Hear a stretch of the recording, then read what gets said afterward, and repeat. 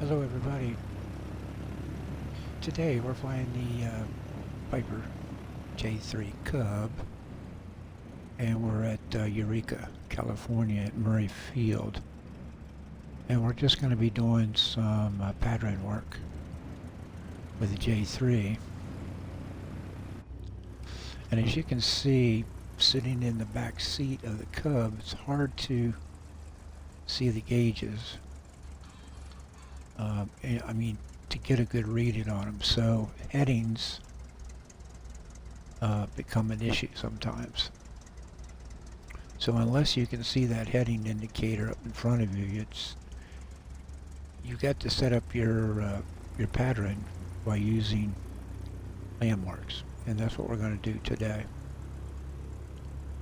So we're going to line up on the center line here. And you can see we're at 30 degrees. And I don't like it up that close because then I lose a lot of visibility around the aircraft. So I like sitting back in the seat which is the back seat. So, alright, let's go ahead and go forward, take off, and we'll use our landmarks to to do our patern with.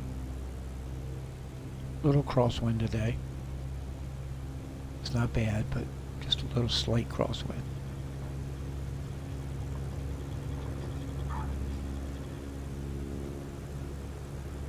J3 comes up pretty much on her own if you let her. You got her trimmed out right. You can see the windsock there to the right. Little crosswind. So on this runway 30,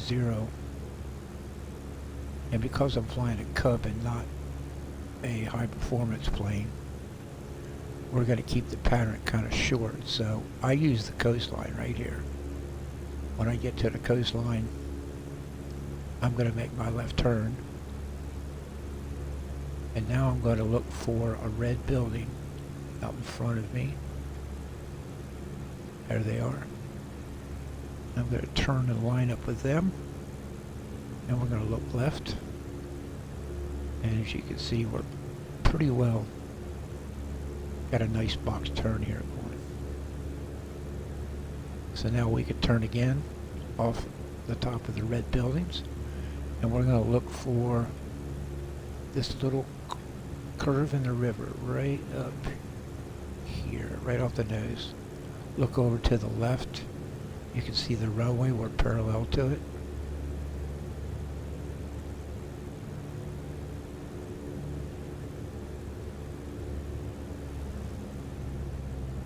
Bring a little power back now. So there's the curve of the river. And the nice thing is, these things don't change, so you can use them all the time. Now my next turn point here is this farmhouse up here. Not this big building, but the farmhouse beyond it. So I'm going to make my left turn right there. And I'm going to look for another curve in the river. Right about there. There we go. Now base leg. Now I could turn into final. So like I said, this is basically a short patern. It's very small, but the J3 can handle it. There's no need stretching all this out for such a small plane. And we're just going to do a nice little touch and go here.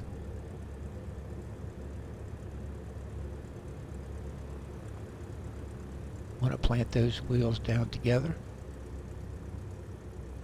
A little bit of crosswind.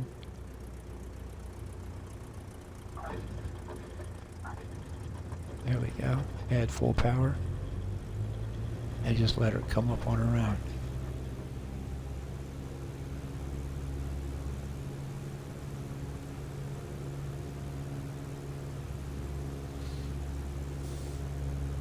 And again, we're going to do the same exact thing.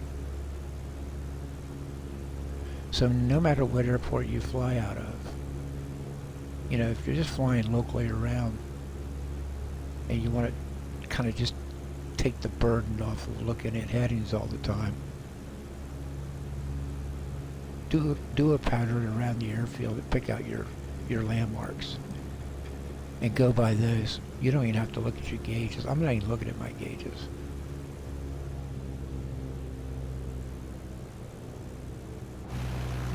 I know I'm just getting ready to cross over top of those red buildings. There we go. So I'm going to turn left. We're going to look for that crook in the river. There it is. It's going to put this really nice parallel course downwind. Now we're tight, that's for sure. When we do that base leg turn, it's pretty quick. But again, there's no reason to extend out your patern in such a small plane. And if you're flying ultralights, you can even tighten it up a little bit more if you want it.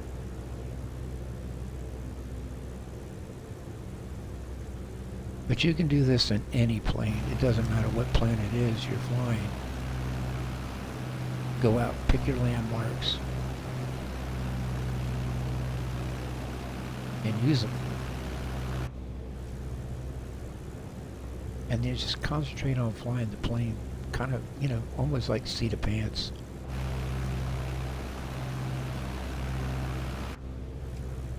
So we're going to go look for that little crooked river again. Bring back the power. There it is right there. And watch the runway come into view. There it is.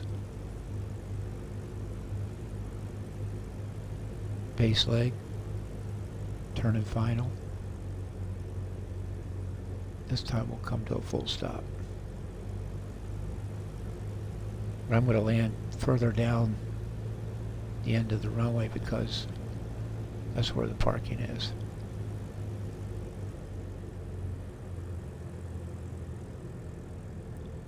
Slight crosswind.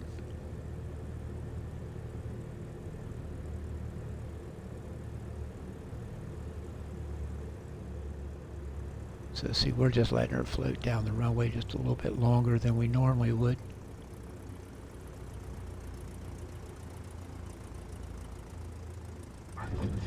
Plant that wheels, plant them down, keep the nose down, tail wheel up, and just steer a little bit easy with your rudder. Just a little bit of control, not much. Then let that nose come back and brake. Hold that tail wheel back and brake. And there we go. So that's doing pattern work by landmarks. And you can do that at any airfield with any airplane. Just extend your pattern out a little further for each more powerful engines that you're using, say Cessnas or a bigger Piper or Beechcraft or DC-3s, whatever you want to fly. You can do the same exact thing by just picking out landmarks. And those will all change depending on the size of aircraft you're flying.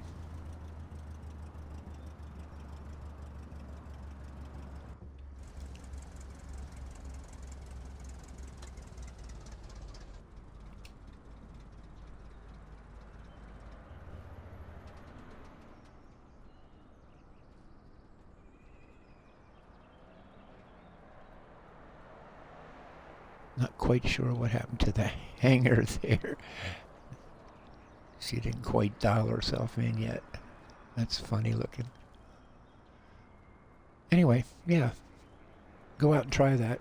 Pick out some landmarks. Don't look at your gauges. Just pick out landmarks. Fly your... looking out the windows. And, you know, checking your parallel to the downwind side. Make sure that you extend it out for what you need for the type plane that you're flying. So, alright.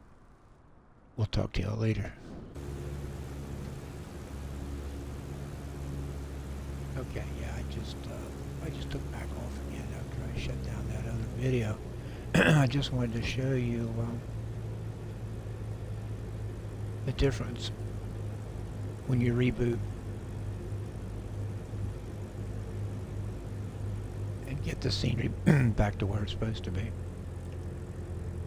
As you can remember, when I pulled up to that hangar, the old style hangar, it looked pretty weird. And so I just rebooted, and things come back in the way they're supposed to be. So I'm just going to do a low pass and fly over that hangar so you can see what it's supposed to look like.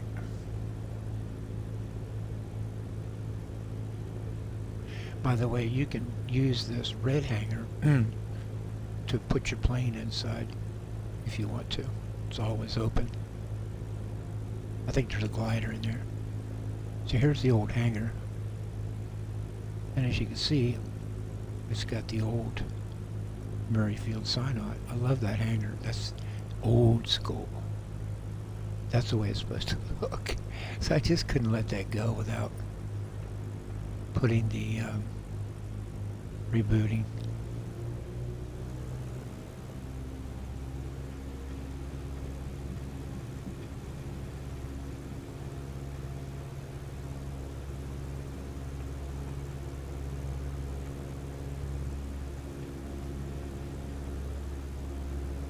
So I've got to do a real tight downwind here. Real tight.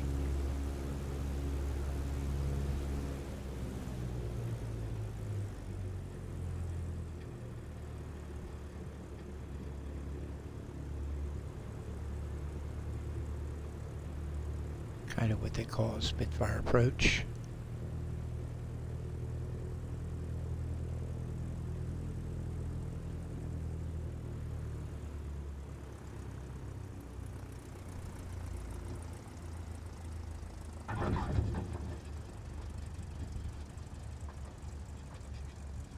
There we go. So we got both wheels down.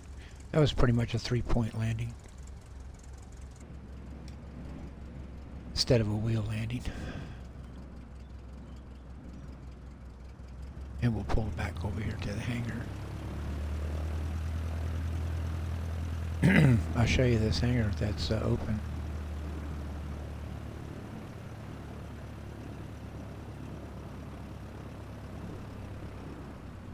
I like these old airfields, these mom and pop fields. And this airport here in Eureka, California has been around for a long time. I think the 30s.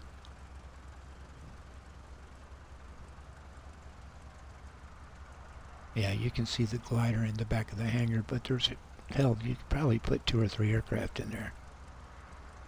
It's a good size hangar. I was kind of hoping that this one was usable as well.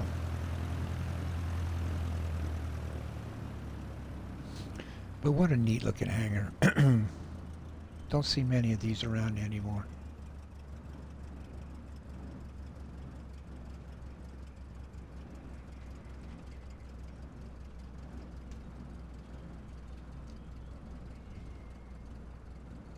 We'll talk to y'all later.